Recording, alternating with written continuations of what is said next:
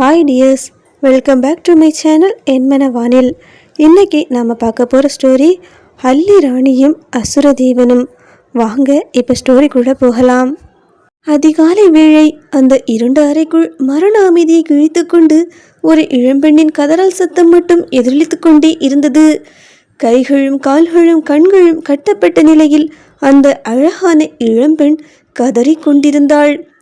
டேய், யாருடா நீ? எதுக்காகடா என்ன இங்கே கட்டி வச்சிருக்க? என் கண்ணையாவது திறந்து விடுடா ப்ளீஸ், எனக்கு எனக்கு பயமா இருக்கு. அவளது அலறல் அந்த அறையின் சுவர்களில் முட்டி மோதி அவளிடமே திரும்ப வந்தது. அவள் கத்தி கொண்டிருந்தாளே தவிர அவளுக்கு பதில் சொல்ல அங்கே யாரும் இல்லை.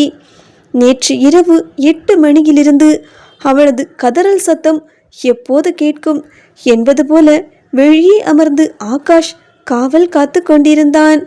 கடத்தி வந்த நேரத்தில் இருந்து இதுவரை 2 அல்லது 3 முறை தண்ணீர் தெளித்து விட்டான். ஆனாலும் அவளின் மயக்கம் மட்டும் இன்னும் தெளியவில்லை. ஒரு வழியாக காலை 5 மணிக்கு அவளின் அலறல் சத்தம் கேட்க ஆரம்பித்து விட்டது. யாராவது இருக்கீங்களா? யாராவது என்னை காப்பாத்துங்க ப்ளீஸ், யாராவது இருக்கீங்களா என்று அந்த பெண் கதறிக்கொண்டிருக்க, திடீரென்று அந்த அறையின் கனமான கதவு திறக்கப்படும் சத்தம் கேட்டது. ஒரு ஜோடி காலணிகள் தரையில் மோதும்.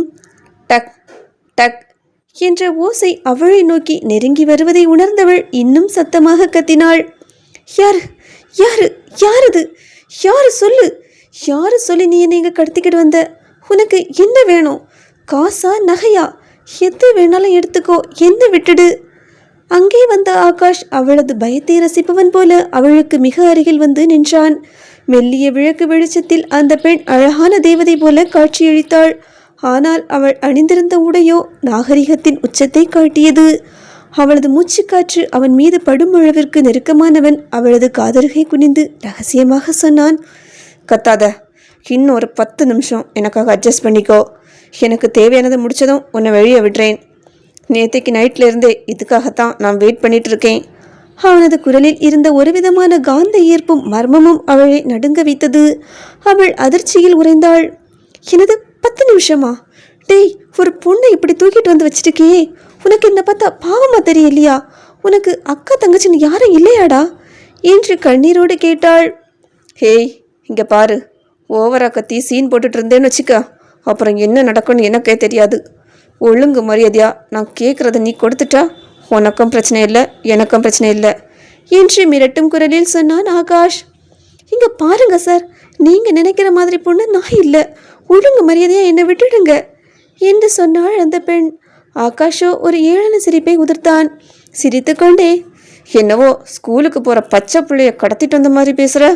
நேற்று உன்னை பாரில் இருந்து தானே தூக்குனே, செம்ம போதையில் ஆடிட்டு இருந்த மாதிரி இருந்தது. கூட இருந்தவன் யாரு? பாய் ஃப்ரெண்டா என்று கேட்டான். சார், நான் யார் கூட வேணாலும் எங்கே வேணாலும் போவேன். அதை கேட்க நீங்கள் யாரு? என்னோட வாழ்க்கையில் தலையிட உங்களுக்கு என்ன உரிமை இருக்கு? ஆகாஷ் மறுபடியும் அவள் அருகே நெருங்கி அமர்ந்தான். எனக்கு எந்த உரிமையும் இல்லை தான், ஒத்துக்கிறேன். 1 வாரமாக உன்னை ஃபாலோ பண்ணுறேன். உன்னை பற்றி விசாரித்தேன். உங்கள் அம்மா என்னடானா கூலி வேலைக்கு போய் கஷ்டப்பட்டு உன்னை படிக்க அனுப்புகிறாங்க. நீ படிக்க போகிறன்னு பொய் சொல்லிக்கிட்டு அவங்கக்கிட்ட இருந்து பணம் வாங்கிட்டு பசங்க கூட சேர்ந்து கும்மல் அடிக்கிற. இந்த 7 நாளில் நேற்றைக்கு நீ வந்தது 4வது பையன் கூட. எல்லாத்துக்கும் காரணம் அழகாக இருக்குங்கிற திமிரு தானே என்று கேட்டு அவளை நெருங்கினான் அவன். அவளோ மௌனமானாள். ஆகாஷ் அவளது தோளை தொட்டு தடவியபடி தொடர்ந்தான். நேற்றைக்கு நைட்டு உன்னை கடத்தினேன். உன்னை கடத்திட்டு வந்த விஷயமே உனக்கு இப்போ தான் தெரிஞ்சிருக்கு. அந்த லெவலில் நீ இருந்திருக்க. இதே நிலைமையில் அந்த பசங்க கூட தங்கியிருந்து அந்த பசங்க உன்னை தொட்டிருந்தா கூட உனக்கு தெரியாதில்ல என்று கேட்க அவளோ மௌனமானாள். உன்னை தூக்கும்போது செம்ம போதையில் இருந்த, அதான் உன்னை எங்கே கூட்டிகிட்டு வந்து கட்டி வச்சேன். ஏன்னா நீ போதையில் இருந்தால் என்னோட தேவைக்கு சரிப்பட்டு வரமாட்ட. அவன் தன்னை ஏதோ ஒரு தவறான நோக்கத்திற்காகத்தான் அணுகுகிறான் என்று அவள் முடிவை செய்துவிட்டாள். அந்த பயத்திலும் அவளுக்குள் ஒரு விரக்தி கலந்த துணிச்சல் வந்தது. ஓ, அப்போ உங்களுக்கு தேவை 10 நிமிஷம், அவ்வளவுதானே? என்னவோ நீங்கள் ரொம்ப நல்லவர் மாதிரி பில்டப் கொடுத்து பேசிக்கிட்டு இருக்கீங்க. இப்போ என்னோட போதையெல்லாம் தெளிஞ்சிடுச்சு சார். உங்களுக்கு என்ன வேணுமோ அதை சீக்கிரம் முடிங்க. எனக்கு இங்கே இருக்க பிடிக்கல என்று கண்களை மூடிக்கொண்டு சொன்னாள் அவள்.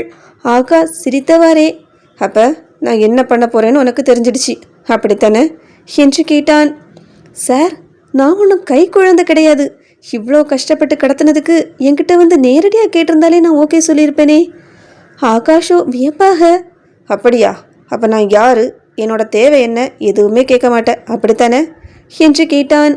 உங்களுக்கு என்ன கடத்துகிற அளவுக்கு பெருசாக என்ன தேவை இருந்துட போகுது? இதோ கழுத்தில் போட்ட நகையெல்லாம் அப்படியே இருக்குது.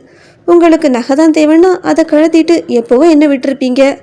பணம் வேணும்னா இப்படி 10 நிமிஷம் அட்ஜஸ்ட் பண்ணிக்கோன்னு சொல்லி கேட்காம எங்கள் வீட்டுக்கு ஃபோன் பண்ணி மிரட்ட ஆரம்பிச்சிருப்பீங்க.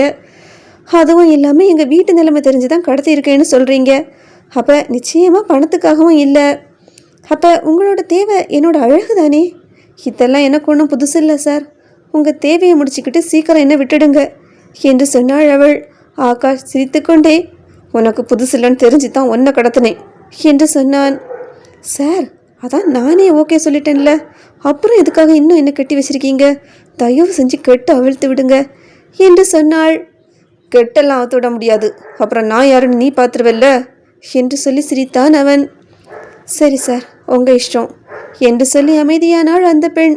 அவள் அனைத்திற்கும் தயாராகிவிட்டாள் என்பதை புரிந்து கொண்ட ஆகாஷ் இருட்டில் பயங்கரமாக சிரித்தான்.